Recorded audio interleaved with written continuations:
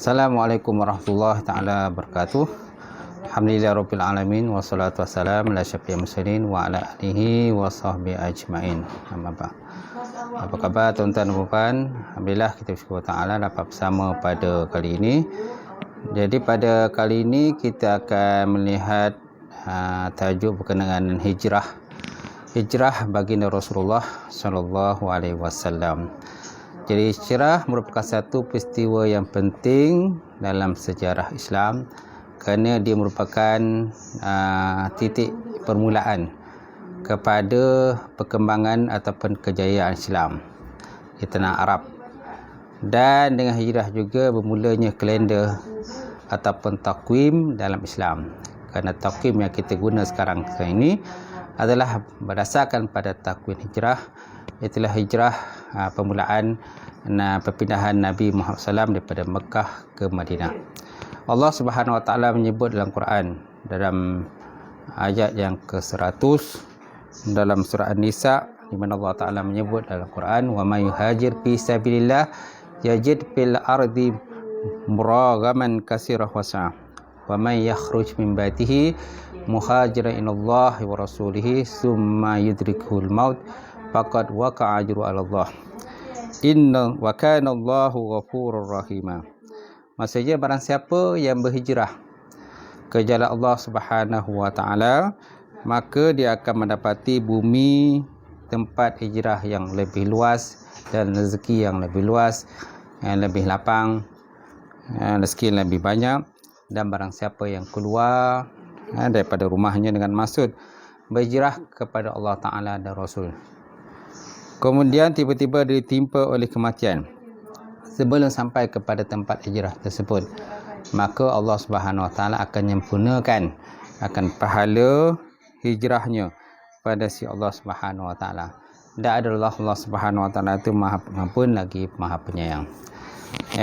Jadi peristiwa hijrah merupakan satu peristiwa yang sangat penting dalam kita sebagai umat Islam. Kita mengenang tentang jerit susah payah perjuangan baginda Rasulullah sallallahu alaihi wasallam berdakwah di bumi Mekah.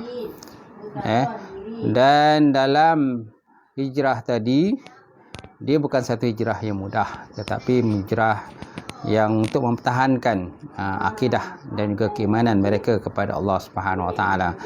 Dan hijrah ini merupakan satu arahan dan juga perintah daripada Allah Subhanahu Wa Taala. Dalam peristiwa hijrah ini, ada di kalangan para sahabat diuji dengan berbagai ujian, dan ada yang tidak diuji dengan ujian-ujian, yang ada pun ujian yang ringan saja, bukan ujian yang berat. Antara ujian yang berat yang ditimpa ialah seperti yang berlaku kepada Abu Salamah, di mana Abu Salamah ini telah berhasrat untuk berhijrah bersama dengan isteri dan juga anak dia. Dalam ketika dia nak pergi berhijrah, tiba-tiba ditahan oleh ahli keluarga dia, di mana ahli keluarganya telah merampas isteri dia dan menahan isterinya daripada pergi berhijrah. Kemudian ahli keluarga yang belah dia, itu tadi ahli keluarga daripada pihak isteri dia, menahan isteri dia. Kemudian ahli keluarga daripada hak dia sendiri telah menahan anaknya. Maka terpaksalah Abu Salamah pergi berhijrah seorang dirilah. Jadi setelah Abu Salamah pergi berhijrah, maka isteri dia sangat sedih dan duka cita dan tidak makan dan tidak minum kerana mengenangkan akan dirinya tidak dapat pergi berhijrah. Maka akhirnya ahli keluarganya terpaksa membebaskan dia dan bersama dengan anaknya untuk pergi berhijrah. Maka pergilah Ummu Salamah ataupun isi pada Abu Salamah tadi pergi berhijrahlah seorang diri. Dalam perjalanan dia ada seorang sahabat telah bertemu dengan dia, dan akhirnya dia ditemukan dan dibawa ke Madinah dan bertemu dengan akan Abu Salamah. Kemudian ada juga seorang sahabat yang bernama Suhaib Ar-Rumi. Suhaib Ar-Rumi ini seorang yang kaya. Dia seorang yang kaya, yang mana pada asalnya dia bukan daripada Madinah, tapi daripada tempat lain. Dia datang ke Madinah keadaan miskin, kemudian dia menjadi kaya. Dalam ketika telah menjadi kaya, dia telah berhasrat untuk pergi berhijrah bersama dengan Rasulullah SAW dan juga para sahabat yang lain. kan. Dalam perjalanan dia nak pergi berhijrah tadi, tiba-tiba ditahan oleh pembesar Quraisy, kan, dan pembesar seperti Abu Jahal. Abu Jahal berkata kepada dia, kan, wahai Suhaib Ar-Rumi, kamu datang ke sini dalam keadaan miskin dan perdana. Sekarang kau dah menjadi seorang yang kaya dan berhajrat nak pergi ikut Muhammad ke Madinah. Okey, sekarang ni kamu boleh pergi, tetapi harta benda kamu naklah tinggalkan. Maka Suhaib Ar-Rumi pun kata, tak apalah, aku tak kisah, kau ambillah harta kamu dan aku akan pergi ke sana.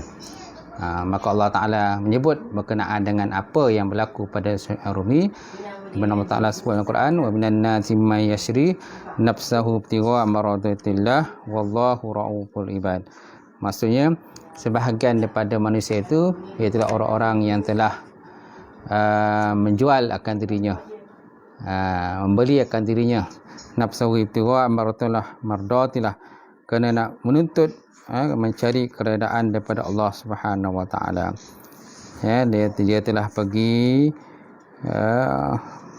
kalau sebut dalam Quran surah Al-Baqarah, dia kata sebahagian manusia ada orang yang mengorbankan dirinya untuk mencari keredaan Allah Subhanahu wa taala, dan Allah Taala Maha Pengantun terhadap hamba-hambanya.